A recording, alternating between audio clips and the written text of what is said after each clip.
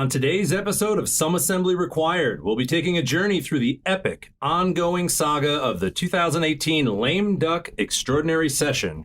And then later, Representative Steve Doyle joins us with task force updates and what he's heard on his travels across the state. This is Some Assembly Required, a podcast hosted by the Wisconsin Assembly Democratic Caucus discussing what's happening in the state capitol and all things Wisconsin. I'm your host, Assembly Democratic Leader Gordon Hintz, representing the 54th Assembly District and the city of Oshkosh. Historically, the Attorney General and the Department of Justice have been responsible for representing the state of Wisconsin in court. Our Attorney General was elected to enforce our state laws in areas like consumer protection, protecting the environment, and holding people and businesses accountable. In some cases, they work with other states on lawsuits in efforts to hold bad actors accountable, like the recent effort against Purdue Pharma and their role in the opioid crisis in our state. After the 2018 election, Republicans held a lame duck session aimed at taking power away from the newly elected Democratic Governor Tony Evers and Attorney General Josh Kaul. This undemocratic action was the first time in our state's history we have stripped power away from an incoming governor and attorney general before they were even sworn into office. During that debate in December, Representative Chris Taylor predicted the outcome of the lame duck proposals. Here's a clip from her floor speech. Do you all know, Mr. Speaker, do you know how many cases are brought by the state of Wisconsin? Either the DOJ brings them or they bring them on behalf of one of the agencies. Do you have any idea how many civil cases are pending right now? The last number I heard was 600. And what you all provide in this bill, and you don't even know this, I'm sure you don't know this, is that when you all intervene in one of these cases, you are going to have to, according to this bill, approve any settlement. So you're going to have to approve it. And if you don't intervene in a case that's brought by the DOJ or an agency, the Joint Finance Committee has to approve it. We are going to be halting the ability of the Attorney General to get cases settled and to problem solve, because we're now all lawyers who are going to have to approve in the Joint Finance Committee, every single settlement that is made by the state of Wisconsin is going to have to be approved by the Joint Finance Committee. More recently, the lame duck power grab has led to the last few weeks of chaos in the Joint Finance Committee, and Republican actions are putting hundreds of millions of dollars in settlement funds at risk. Since Republicans decided during the lame duck session that they wanted to micromanage the job of the democratically elected Attorney General, it's important to look at where we are right now. Every single Attorney General in Wisconsin's history, Republicans and Democrats alike, has represented the state in settlements. Hundreds of settlements each year go through the Department of Justice, who has expert attorneys working on each case to reach an agreement in the best interests of the people of Wisconsin. The lame duck law changed the system. Rather than simply allowing the AG to do his job, the new law required says that he must go to the Joint Finance Committee for approval of any settlement. Besides just the additional layer of unnecessary bureaucracy, the law puts Attorney General Kaul in an impossible position.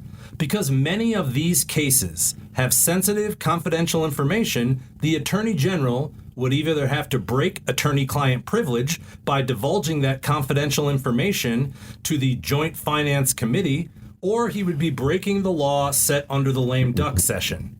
So the result? A complete mess. Things have ground to a standstill on legal settlements because Republicans refuse to abide by the law they created because they don't like the position it has put them in. Wisconsin's Republican actions are putting hundreds of millions of dollars in settlement funds at risk. Democrats have offered a simple solution: repeal this portion of the lame duck law and restore the powers of the democratically elected Attorney General. It's time to stop playing political games and let Attorney General Kaul do his job. And now, I'd like to introduce Representative Steve Doyle from the 94th Assembly District and our Democratic Caucus's Vice Chair. Steve, just briefly, what are your thoughts on the lame duck lawsuit and what we're seeing now? Thanks, Gordon. It's just really sad. When you look at the amount of money that's gone to the fight over that, we're talking close to $1 million at this point. And while as a lawyer, I like to see lawyers get paid, I don't like it to come from taxpayers' pockets. So in this particular situation, I could give you a lot of other purposes for that money that I think could benefit people right now. I serve as a member of a couple different task forces, the one task force on adoption, the other task force on suicide prevention. Got a lot of ideas that have come out of both of those that don't take a whole lot of money, but it's certainly a better way of spending our resources than on fighting lawsuits. And in these task force that you were just mentioning, both on suicide prevention and adoption, you've obviously been making the rounds around the state. What are you hearing from folks? What are you on these issues or beyond about what the landscape is in Wisconsin and what a lot of people are dealing with? Well, let me start with the suicide prevention task force first. The thing that we probably hear the most is that whole concept of stigma. Even today in 2019, people are humiliated. They're afraid to talk about depression. They're afraid to talk about, suicidal thoughts that they may have. And we don't find out that people are suffering from depression and so forth until it's too late in a lot of situations. We had some really compelling testimony that came out of two groups in particular that I can think of. Law enforcement, first responder type people, tough folks, they've got thick skin and everything, but the stuff that they see is really hard. And it can have an impact on them, but they're taught you just don't talk about those things. The other group, the same way, farmers pull themselves up by their bootstraps. They're tough. Nothing can bother them. They see in this current economy their farm going down the tubes, and they feel like they're at wit's end. And what can they do? And they see that suicide is really for them the only way out in some situations. So the thing that we heard so often was, if there's anything that we can accomplish with the Suicide Prevention Task Force, it's to help people get beyond that stigma. Times change. It used to be the people who were divorced would never talk about it. It'd be a shameful thing. Pregnancies outside of marriage, people were afraid to talk about that. We've got to get to that stage today where people can talk about depression, talk about suicide, and address it. And we had some really good ideas that have come out. We had 6 meetings across the state. One that we heard over and over again is to pull all of the different groups together that are dealing with this topic. So we've got county groups, we've got nonprofit groups, we've got school groups, all sorts of folks that are going in somewhat different directions that really are wonderful people that would like to work together, but we need something to pull them all in the same direction. So I think one of the major proposals that we're going to have is to create an Office of Suicide Prevention within the executive branch. That will be the person or the group of people whose job it is to find all of the folks that are out there working on this topic, get them all on the same page so that we're working together. And I think you made a really good point. I mean, I think in a lot of areas where there may not be an easy answer, I do think awareness is a big part of these things, and that's part of overcoming stigma as well. When you hear from people out there, are there expectations that state government's going to be able to do something? Because I know anytime you've got a loss that's devastating and you weren't prepared for, sometimes you want somebody to be able to fix it. You want to know that it can be addressed. What's the balance between expectations and what we're going to be able to offer from the state government standpoint? Well, people understand that there's no magic wand that's going to solve the entire problem, but there are some things that the state can do. In addition to that Office of Suicide Prevention, we can take advantage of the different groups that are out there working on this project that are, underfunded and could use some resources. Counties have a lot of different groups and agencies under their bailiwick that, with a few dollars, could operate more efficiently. We can create specific helplines, for example, for veterans, for first responders, and so forth. So, there are things that the state government can do that don't necessarily cost a lot of money, but provide direction and cohesiveness. So if we get, again, an Office of Suicide Prevention, and they can send out requests for proposals, for example, to different counties saying, hey, if you have an idea, we can throw a couple bucks at you to see if we can get that off the ground. And if it works in your county, maybe it'll work elsewhere too.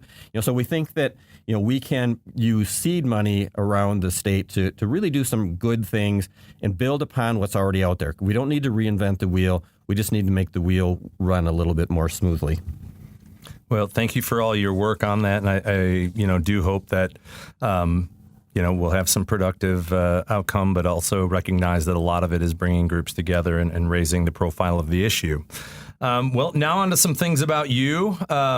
Can you remember the exact moment that you decided to run for state assembly?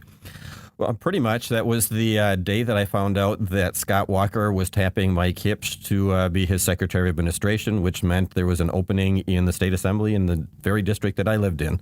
I actually talked to Mike at that point and said, is it true you're going to be hired by the governor? And he said, well, I think so. And I said, well, guess who's going to run for your seat? And so I did. And it was an adventure. It was right after Act 10, or around the time that Act 10 was going on, so it was a very contentious time.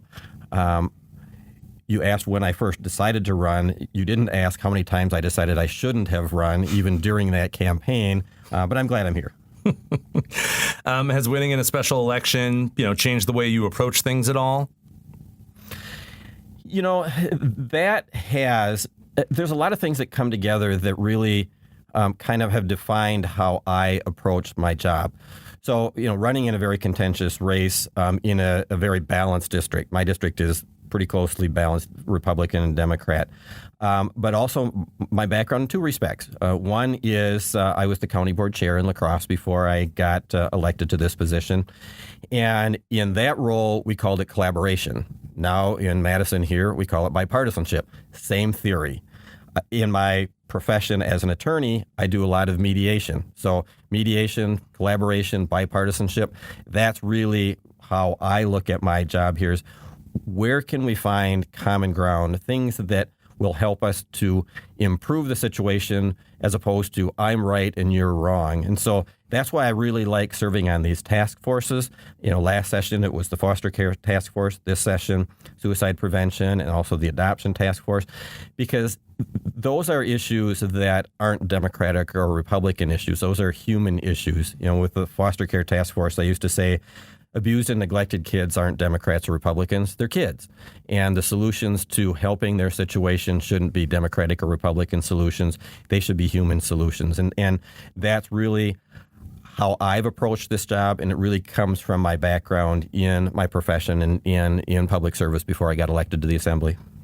I always talk about, especially with fourth grade classes, that we've got 99 very distinct districts, and we have 99 very distinct backgrounds in terms of what people bring. And you mentioned both your experience as an attorney and as a member of local government. But why don't you tell us a little bit about your district? What's unique about your district? Well, the interesting thing about my district is it's kind of a microcosm of the state of Wisconsin.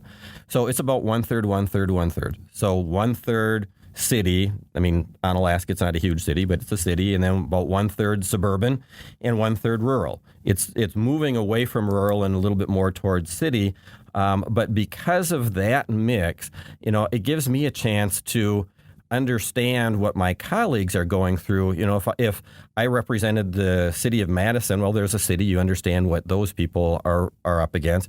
If I am talking with a colleague who represents a rural area, well, that's part of my district too.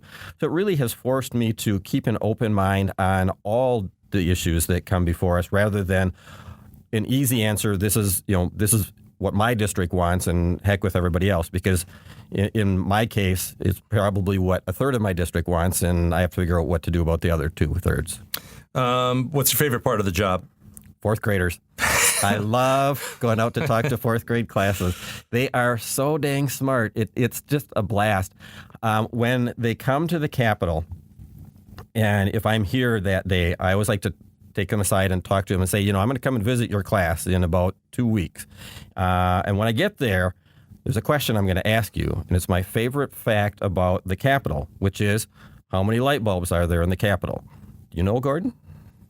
No. Okay, well, shame on you. You will never forget after today, there are 40,000 light bulbs in the Capitol. So I always tell students, when I come out to talk to your class, I'm going to ask, how many light bulbs are there in the Capitol? And when I get to their class, I always start out saying, well, you remember when you were in the Capitol a couple weeks ago and I said I had a question for you? Every hand goes up at that point because they just think that's the coolest thing. I have kids run up to me in parades yelling 40,000 light bulbs. I knocked on a door in Bangor, Wisconsin 2-3 years ago, and the kid opened the door, didn't even know who I was, and yelled 40,000 light bulbs. So fourth graders have a great capacity to remember cool stuff. They're fun. They are so smart. Hands down, my favorite part of the job. Well, thankfully, our president is making it possible that we can have 40,000 inefficient light bulbs again someday. There you go. I remember I run into somebody, now that I've been in office for a while, I ran into a 19-year-old and I was trying to get his vote, and he said, yeah, you came to my fourth grade class, which was a while ago, but you never know what kind you of made an impression. Hey, show up somewhere with a tie, talk about how a bill becomes a law. There you go. No, it's an important part, and our educators do a great job. Last question, what are your goals for the rest of the session? Well, I'd like to get our package of bills that is going to be introduced from the two task forces passed into law. So it looks like probably in November, we're going to be voting on some bills that will come out of the Suicide Prevention Task Force. I'm not sure exactly when the Adoption Task Force will have theirs ready. But, those are things that you can feel good about yourself that you accomplished something. You, in these cases, literally have saved people's lives. So that's what I'm, going to be focusing on. As a member of the minority party, you can introduce a million bills and they're probably not going to pass. But actually, after my first session, every session since then, I've had at least one bill pass the Assembly and most of the time passed into law. And so I'm really proud of the fact that I've been able to figure out ways to get both sides to rally behind ideas that I put forward. All right, now we're going to go on to the speed round questions. These are the important things that all of your constituents and fans of politics are going to want to know. Okay, well, I'll take a deep breath. Okay, I'm ready. Go for it. What is your pre-session ritual? Pre-session ritual? There really isn't one because it's different today than what it used to be. It used to be that we would show up and we'd be here all day and into the night. Now we usually get here before our lunch and don't go into session until after lunch. So I have no Well, what's your go-to comfort food when we are here? Go-to comfort food, I like going across the street to Cooper's and having stuff over there. And then, like if we have to order out, I like to get the Turkey Club at Collectivo. Okay. Cooper's Tavern or the Old Fashioned? Ooh, that's a tough one. It depends. Probably Cooper's. Sour cream or mayonnaise? Oh, sour cream. I love sour cream. Turkey hunting or deer hunting? Turkey hunting. Deer don't bother me. I don't bother them. County board or state assembly? Depends upon which day you ask me. Favorite federal or state Supreme Court justice? Well, federal, of course, is Ruth Bader Ginsburg, and state would be Shirley Abramson. Gaylord Nelson or William Proxmire? I can tell stories about both of them, and I used to when I taught at the university. Bill Proxmire is the best politician ever in our country. In terms of admiring that, Bill Proxmire, in terms of getting stuff done, Gaylord Nelson. How's that for a politician's answer? It's no. Favorite committee that you've served on and the least favorite committee? Favorite committee was the Foster Care Task Force because we introduced a package of 13 bills that got passed almost unanimously in both houses and became law. Least favorite committee, I can't say that there really have been any unfavorite ones. Some where people talk a little too long, and those people won't be named for the sake of their protection and mine. I don't know what you're talking about. Yeah, I'm sure you don't. What TV show are you currently watching? None. I don't ever turn on the television. Even at the hotel, when I wake up in the morning, I do not turn on the television. Well, besides Wisconsin Eye. Yeah. I forgot about that. Yeah, Wisconsin Eye. What do you use your drive time for from your district to Madison? Music, news, books on tape, calls? Audible. I listen to books. I have been listening to the Ron Chernow version of Hamilton in anticipation of seeing Hamilton in Madison in November. Aaron Rodgers or Brett Favre? I have not forgiven Brett, so it's Aaron. Cafe Karuba or Starbucks? Cafe Karuba, of course. Quick Trip. wonderful lacrosse company. I love to go to Cafe Karuba and have coffee with that Quick Trip. Taco Bell or Taco John's? You know, we have 2 of those each in lacrosse. Probably a slight favorite to Taco Bell. All right, can I change? What? Can I phone a friend? It's always, I mean, there's a case for each of them at different times. That's true. Coulee region or Driftless region? I live in the Coulee region. The Driftless region is a little bit south of me, so it's got to be Coulee region. Some people just point to western Wisconsin and they don't know where either of them is, but... Well, yes, it's not as bad as those poor people that are, as we say, up north, but we have kind of that element, too, where people don't know who we are and we're all the same. UW La Crosse or UW Madison? You know, I went to undergrad at UW La Crosse. I've been very loyal to them, but I got my law degree at Madison, and we are a 4-Badger family. Both spouse and daughters have graduated from UW Madison. So, yes, both. How's that? And who's your favorite PAF? My favorite PAF? Yeah. Well, Brad PAF lives in my district, but his father lives in my district, too. So Sean moved away, so sorry, Sean, you're second. Well, that is it for this week's Some Assembly Required. As always, you can find us on Apple Podcasts, Spotify, and Stitcher Radio. Subscribe and leave us a review. Thank you to our guest, Representative Steve Doyle, and to our executive producer, Shinya Tao. Until next week, this is Assembly Democratic Leader Gordon Hintz.